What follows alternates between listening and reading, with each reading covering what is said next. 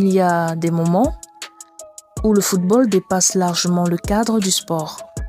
Des moments où ce qui se joue n'est plus seulement un match, mais un test de lucidité. La finale de la CAN entre le Sénégal et le Maroc n'a pas seulement couronné un champion d'Afrique. Elle a révélé quelque chose de bien plus profond. La façon dont les émotions, l'ego et les illusions peuvent nous faire perdre le sens de la réalité. Pendant des semaines, le bruit a envahi l'espace. Des promesses, des certitudes fabriquées, des discours rassurants pour calmer la frustration. Victoire sur tapis vert, retrait de titre, revanche juridique annoncée.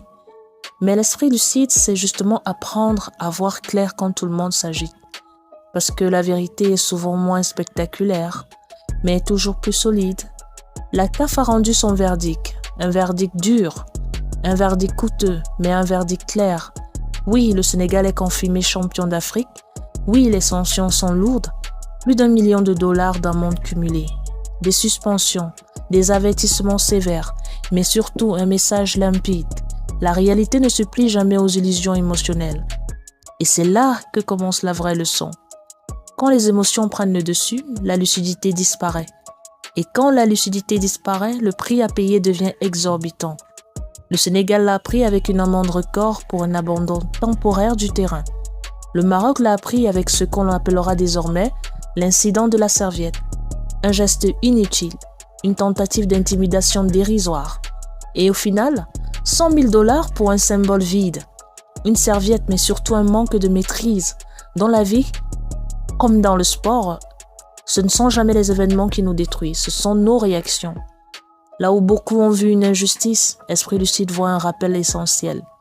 Les règles existent, les tests sont clairs et les institutions ne fonctionnent pas à l'émotion.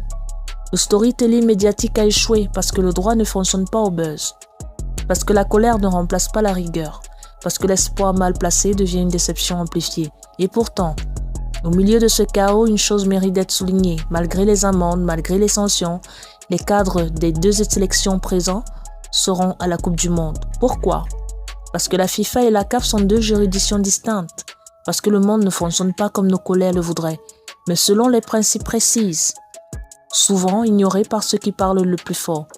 Et c'est ici que le message devient universel.